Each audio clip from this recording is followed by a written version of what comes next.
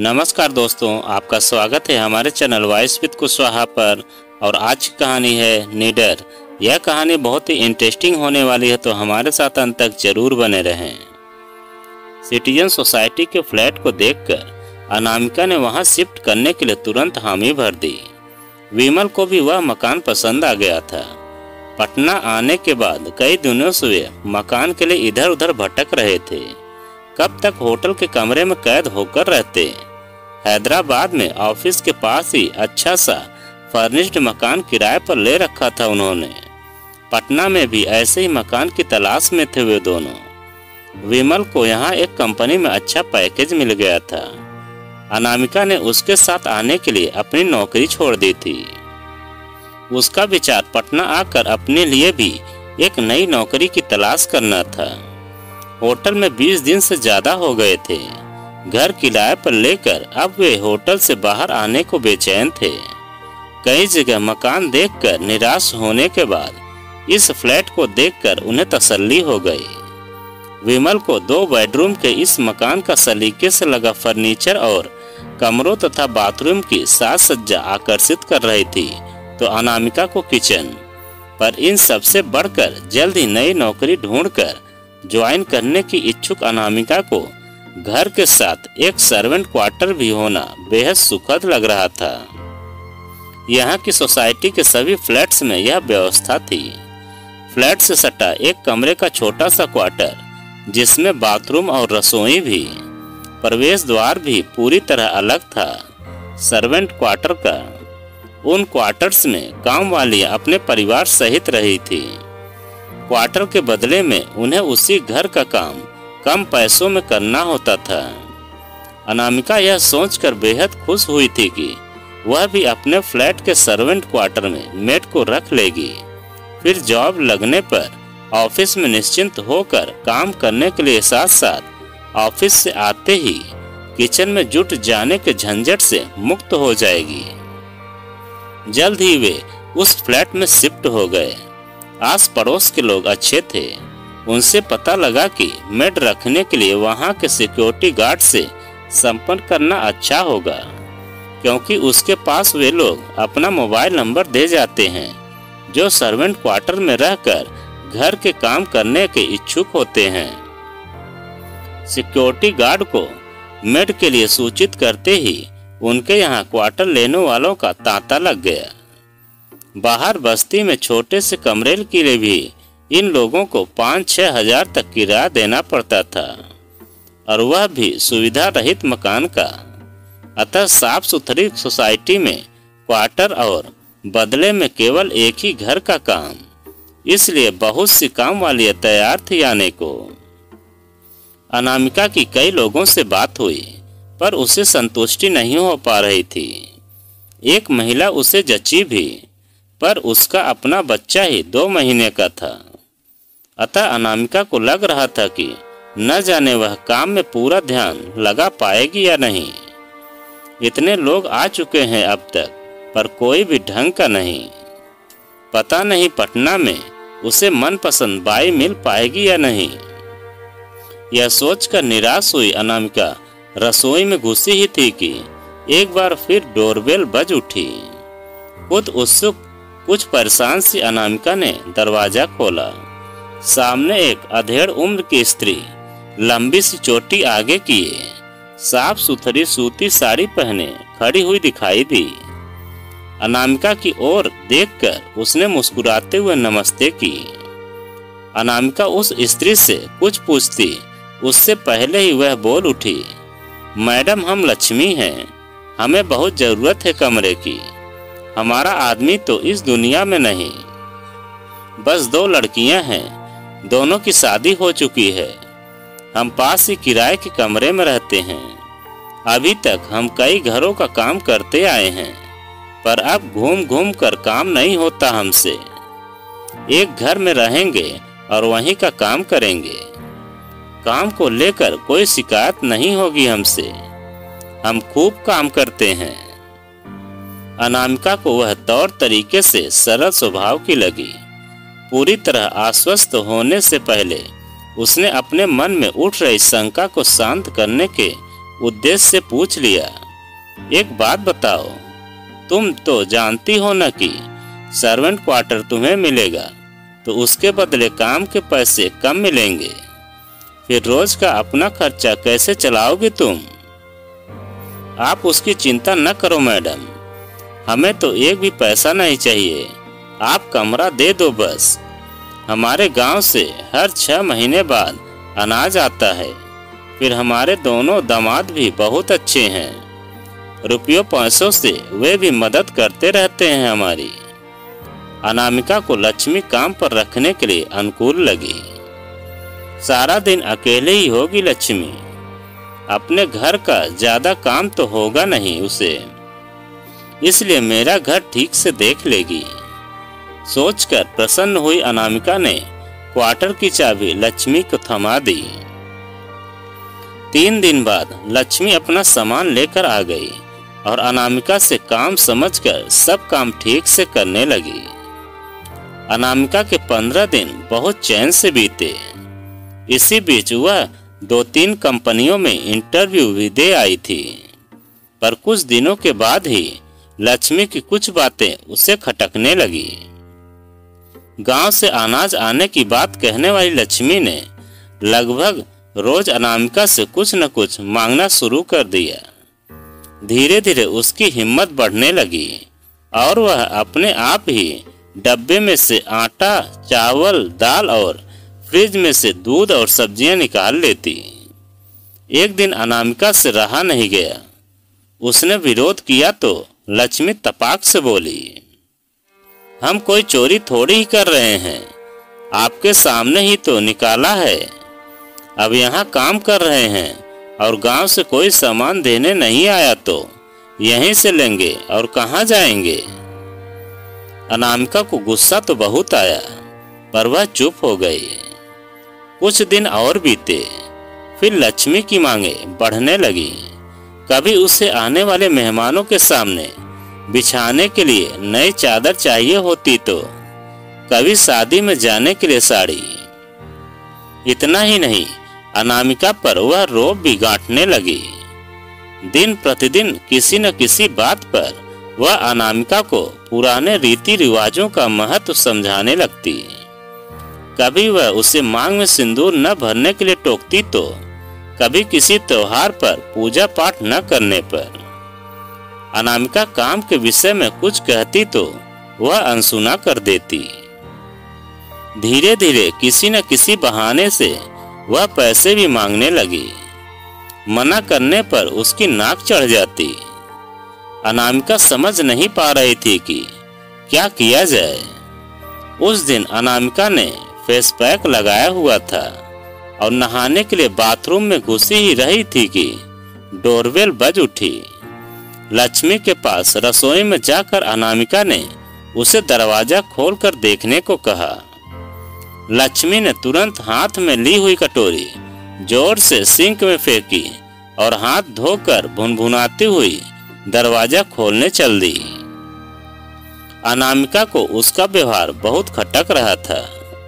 थोड़ी देर बाद लक्ष्मी हाथ में एक पैकेट लिए आई और अनामिका को थमाते हुए बोली, लो जल्दी पकड़ो मैडम जी, हमें भी काम खत्म करना है, सारा दिन यहीं लगा देंगे क्या?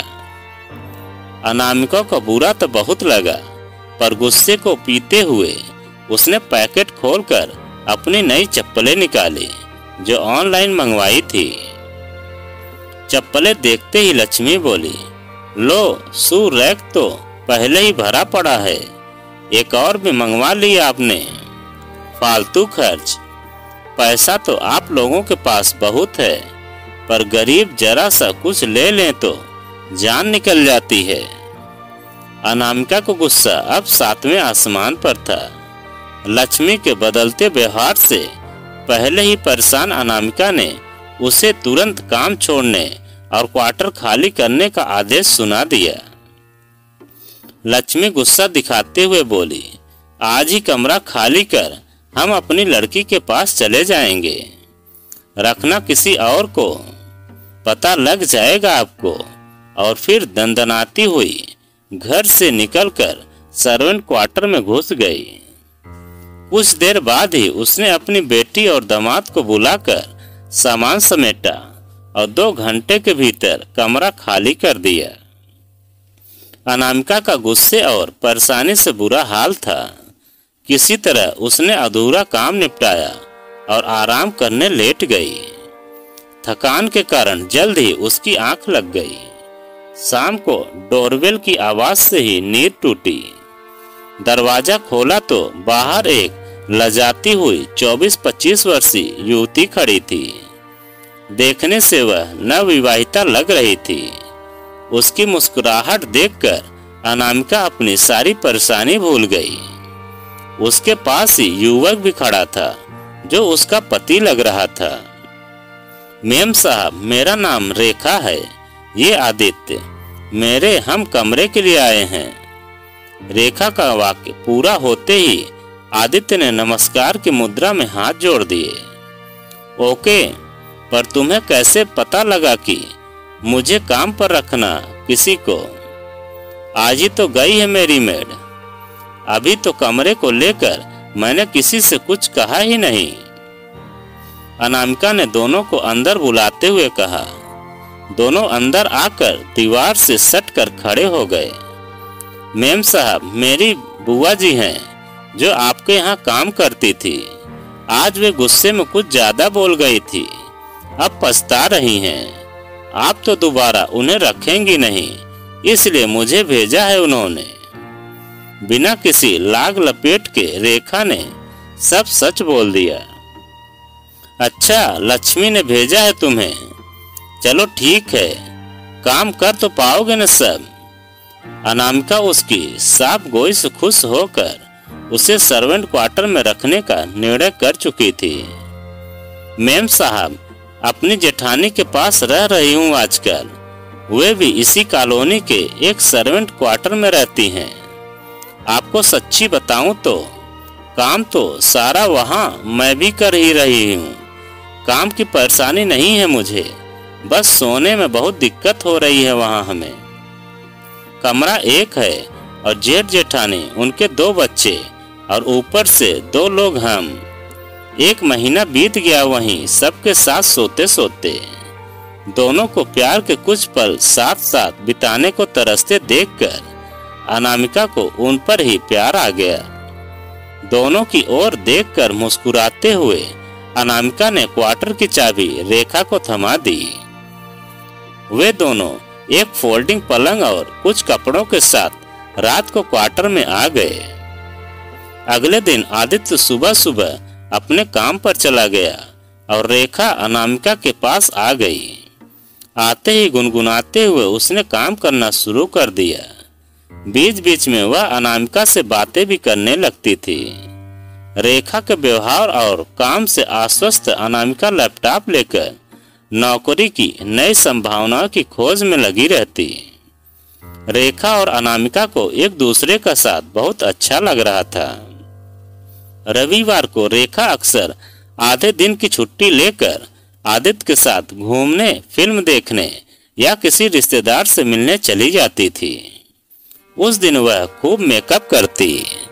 जब वह तैयार होती तो उसे देखकर कोई कह नहीं सकता था कि वह बाई है। तरह तरह के शेड्स की लिपस्टिक, मस्कारा, स्टोन की बिंदियां, बहुत कुछ था उसके पास। ब्लाउज भी अच्छी अच्छी डिजाइन के पहनती थी वह। उसका इतना खर्च देखकर अनामिका कभी कभी सोच में पड़ जाती थी।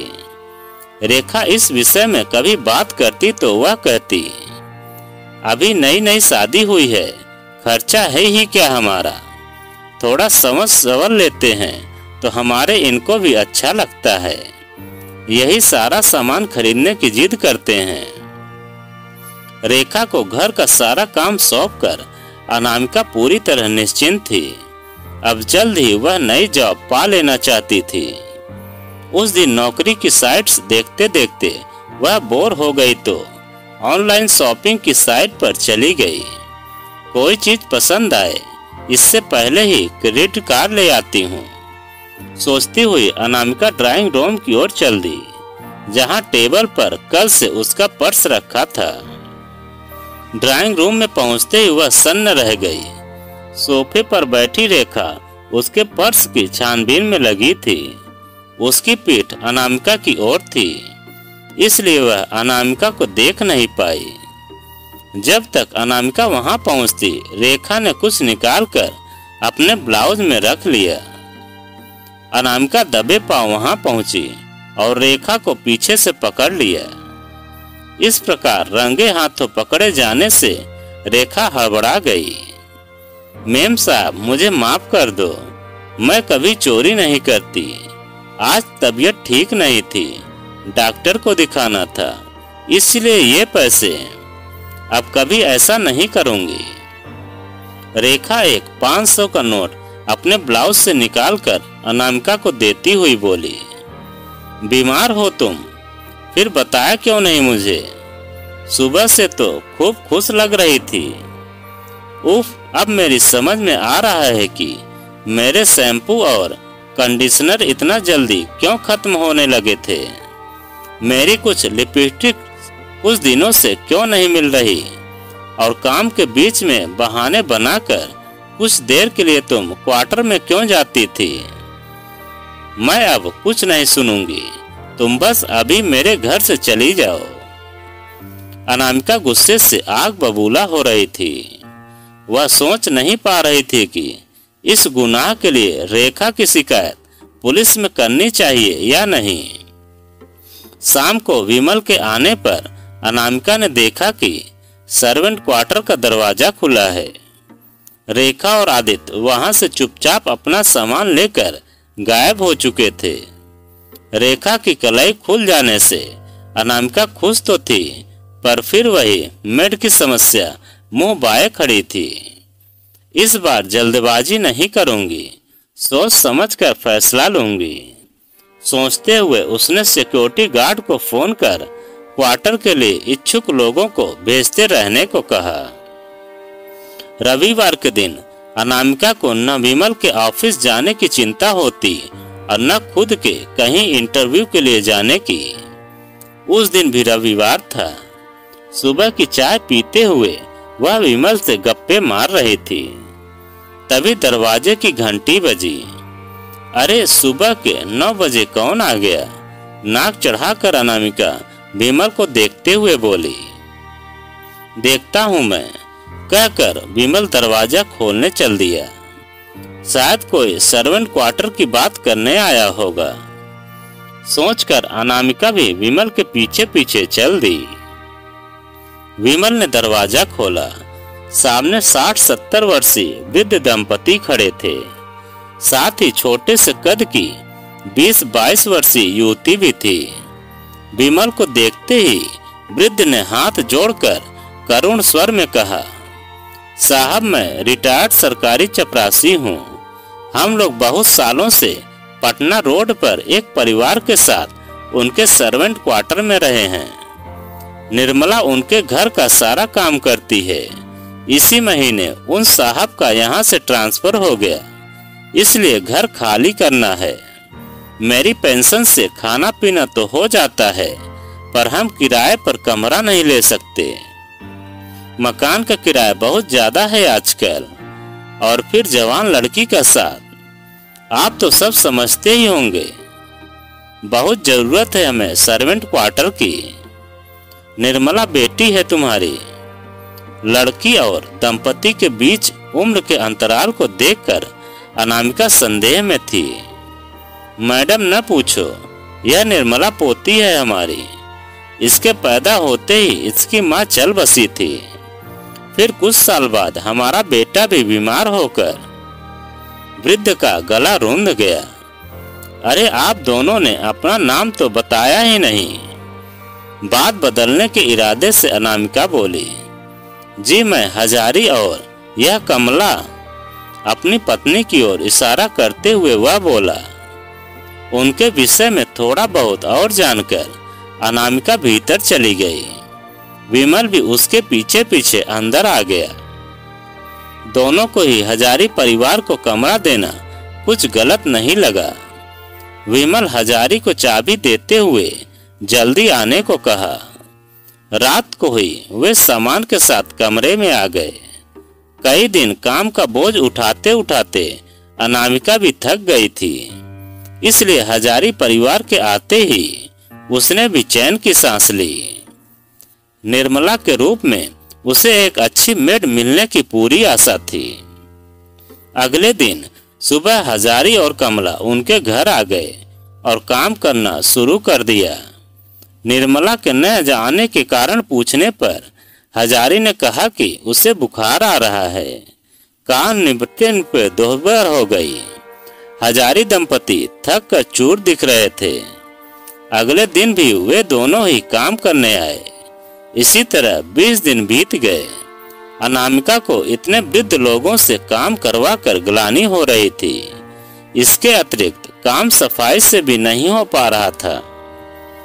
कहीं ऐसा तो नहीं कि निर्मला कहीं और काम करने जा रही हो और उसके बहाने इन लोगों ने मेरा सर्वेंट क्वार्टर ले लिया हो। अनामिका के मन में संदेह उत्पन्न हो रहा था। इस तरह कब तक चलता रहेगा? क्या सच में बीमार है निर्मला? सोचकर एक दिन अनामिका ने सर्वेंट क्वार्टर का दरवाजा खटखटा दिया। हजारी व कमला उस समय अनामिका के घर के काम में व्यस्त थे।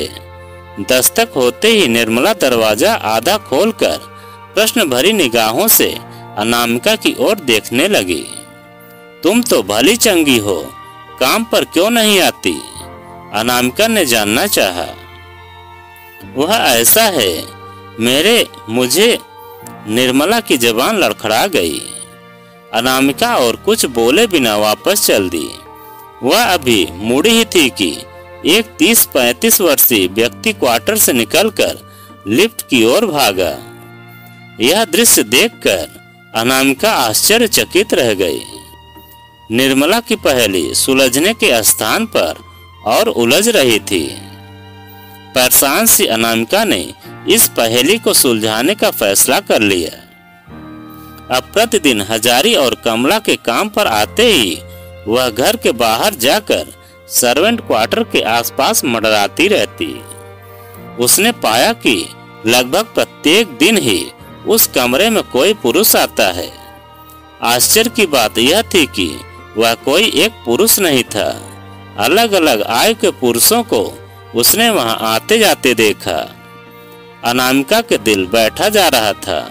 उसे डर था कि कहीं देह व्यापार जैसा घृणित कार्य तो नहीं हो रहा यहाँ। जब विमल ने उसने इस विषय में चर्चा की तो दोनों ने हजारी परिवार का पर्दाफाश करने का निश्चय किया। अगले दिन विमल ने ऑफिस से छुट्टी ले ली थी। उसने सर्वेंट क्वार्टर में किसी को घुसता देख उसी समय हजारी से क्वार्टर में चलने को कहा। बहाना बना दिया कि वहां एक छोटी सी अलमारी रखवानी है। सुनते ही हजारी टाल मटोल करने लगा।